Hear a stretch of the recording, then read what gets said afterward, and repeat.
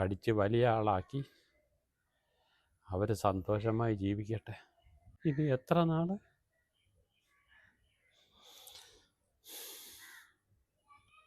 എനിക്കതിനോട് യോജിപ്പൊന്നുമില്ല. ഞാൻ പറയുന്ന അവൻ പോയി പഠിക്കട്ടെ. നിങ്ങളൊന്നുമില്ലെങ്കിൽ അവനെ നിരുത്സാഹപ്പെടുത്താതിരുന്നാൽ മതി. അവൻ പോയി പഠിച്ച് 2 വർഷമല്ലേ, ഇവിടെ വരുമ്പോൾ നല്ല ജോലിയും കിട്ടും. ഇപ്പോഴത്തെ കാലത്തിനൊത്ത് ചിന്തിക്കുക. അത് മഴ പെയ്യുമ്പോഴല്ലേ ഇത്രയും കാടാവുന്നത്, അല്ലെങ്കിൽ ഞാൻ എപ്പോഴും വൃത്തിയാക്കുന്നതാണ്.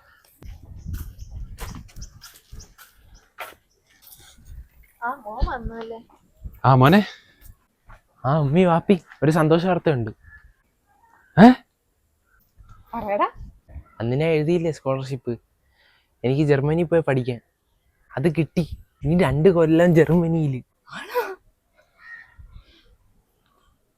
എന്തൊരു സന്തോഷമില്ലാത്ത. വാ, ചായ തരാം.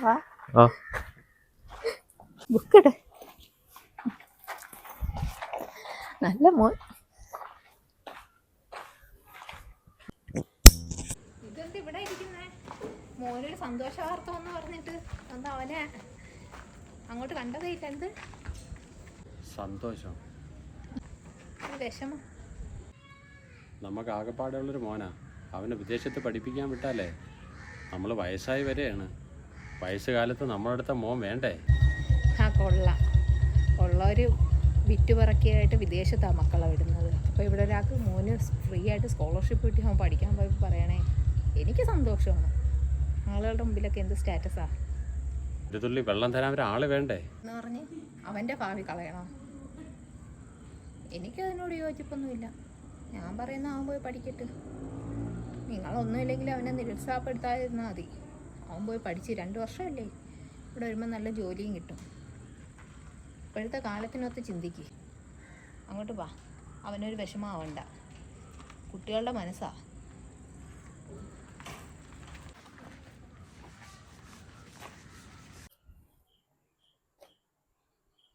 മോൻ പോയിട്ട് 2 വർഷമായി. അവൻ ഇനി വിളിക്കുമ്പോൾ ചോദിക്കാം മോൻ എന്നാ വരുന്നതെന്ന്. കണ്ടോളാൻ വയ്യ. ഇതെന്താ പതിവില്ലാതെ കലണ്ടറൊക്കെ നോക്കിയിരിക്കുന്നേ? എന്താ ഇത് കലണ്ടറൊക്കെ നോക്കിയിരിക്കുന്നേ? അല്ലടേ, മോൻ പോയിട്ട് 2 കൊല്ലമായില്ലേ, അവനെ കണ്ടോളാൻ വയ്യ, ഒരു കൊതി. ആ, 2 കൊല്ലമായി. ഇനി മോൻ വിളിക്കുമ്പോൾ ചോദിക്കണേ അവൻ എന്നാ വരുന്നതെന്ന്. ആ, ഞാനൊരു കാര്യം പറയട്ടെ. മോനിന്നലെ വിളിച്ചായിരുന്നു. എന്നിട്ട്? അല്ല, അവനിക്ക് അവിടെ ജോലി ശരിയായിരുന്നു. അവൻ എന്നോടൊന്നും പറഞ്ഞില്ലല്ലേ? ആ, നല്ല കമ്പനിയാണ്, ഇത് കണക്കൊരു ഓപ്പർച്യൂണിറ്റി അവനിനി കിട്ടത്തില്ല എന്നൊക്കെ പറഞ്ഞ് അവനത് അവരെ പേപ്പേഴ്സൊക്കെ സൈൻ ചെയ്തെന്ന്. അതൊന്നും വേണ്ട.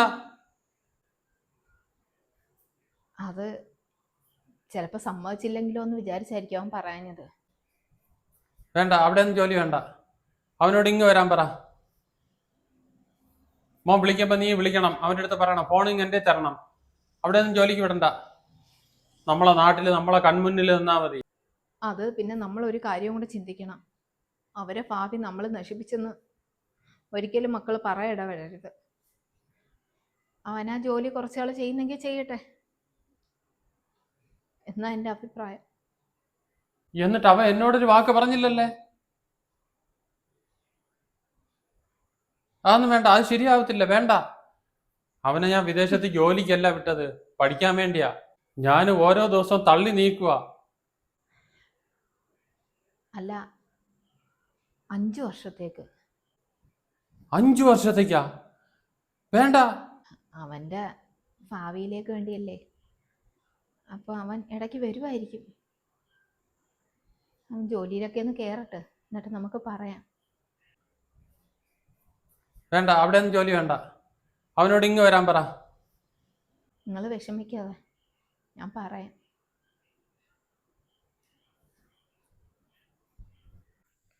ആ മോനെ, ഒരു ലീവ് എടുത്ത് വാ മോനെ. വാപ്പായ്ക്ക് വയ്യായിരുന്നു മക്കളെ.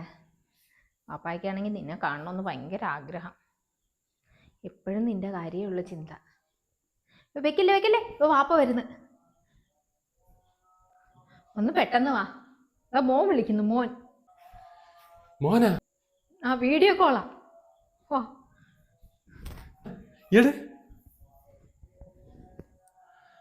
മോനെ, സുഖം തന്നെടാ മോനെ. വാടാ മോനെ. മോനെ, പാപ്പാക്ക് മോനെ നേരിട്ടൊന്ന് കണ്ടോളാൻ വയ്യടാ.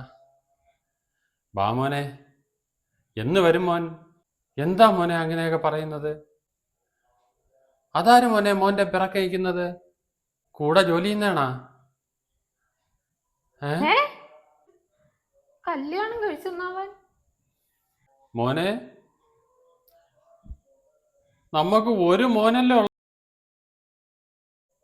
മോന്റെ കല്യാണം കൂടാനുള്ള ഭാഗ്യവും പാപ്പാക്കും ഉമ്മാക്കും ഇല്ലേ മോനെ? നീ എന്തായി പറയുന്നത്? കല്യാണം കഴിച്ചെന്നോ? ഞങ്ങൾ പിന്നെ എന്തിനാടാ ഇവിടെ ജീവിക്കുന്നത്? മോനെ, നിനക്ക് വേണ്ടിയാടാ ഞങ്ങൾ ജീവിക്കുന്നത്. അവൻ കട്ട് ചെയ്ത്. നിനക്കറിയായിരുന്നോ അവൻ കല്യാണം കഴിച്ചത്? എനിക്കൊന്നും അറിയത്തില്ല. കല്യാണം കഴിച്ചവൻ നമ്മൾ അനുവാദം ഇല്ലാതെയാ?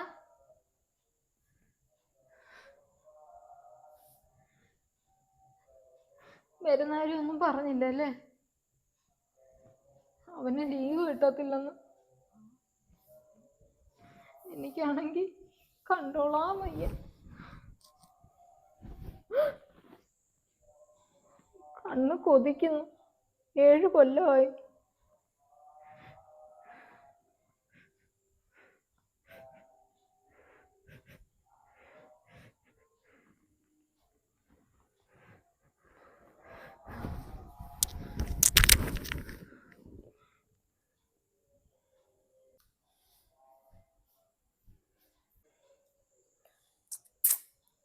മോ വന്നോ?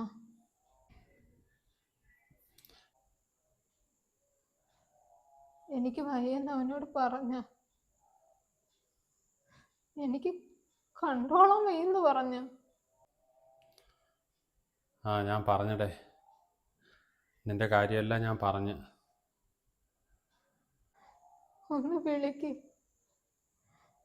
എനിക്ക് കണ്ടോളാൻ വയ്യ. എനിക്ക് വയ്യെന്ന് പറഞ്ഞ അവൻ വരും.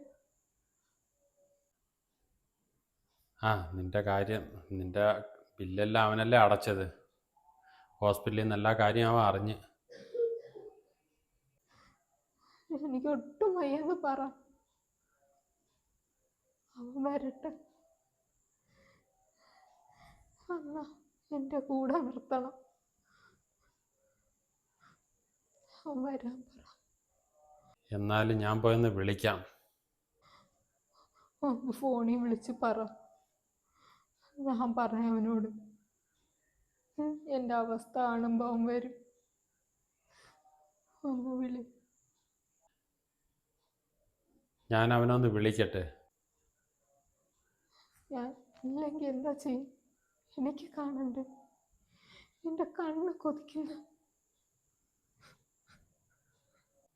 നീ കരയണ്ട. കരയല്ലേ, ഞാൻ ഇപ്പൊ വരാം.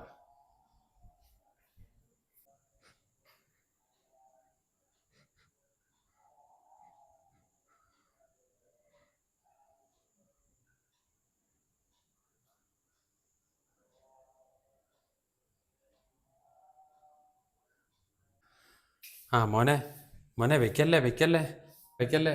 ഉമ്മാക്ക് എന്താ പറയാനുണ്ട്? ആ, താ കൊടുക്കാം.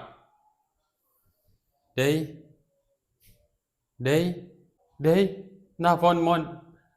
ഡേയ് ഡേയ് ഡേയ്. ഇനി മോനോടൊന്നും ഉമ്മാക്ക് പറയാനില്ല മോനെ.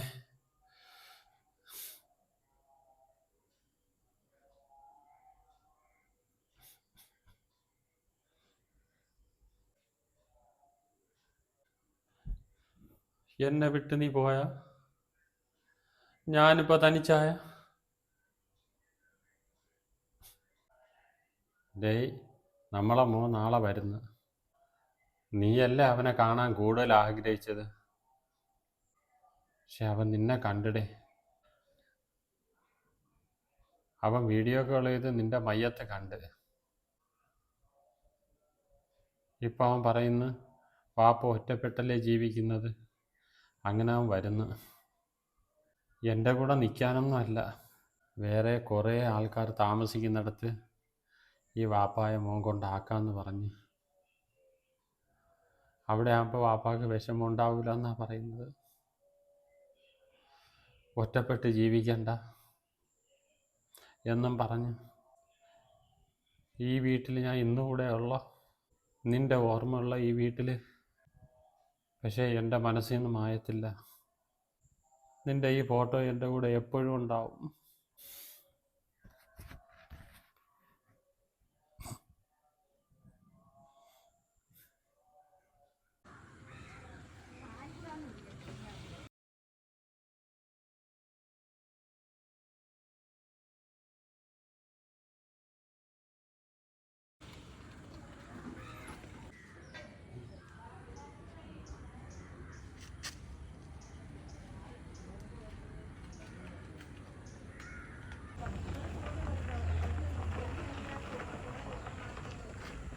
അച്ഛൻ എങ്ങനെ ഇവിടെ എത്തിയത് ഓൾഡ് ഏജ് ഹോമിൽ?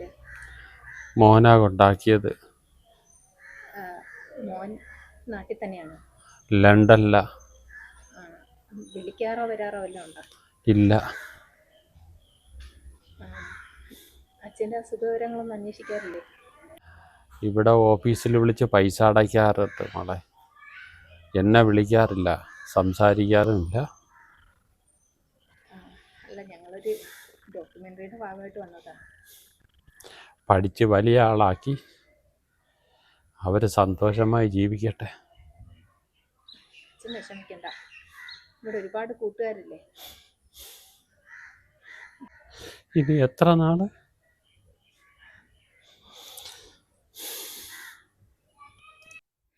മാതാപിതാക്കളെ നമ്മൾ ഒറ്റപ്പെടുത്തരുത്. അവസാന സമയം വരെ നമ്മൾ തുണയായി തന്നെ വേണം. ഇത് ചെറിയൊരു ഓർമ്മപ്പെടുത്തൽ.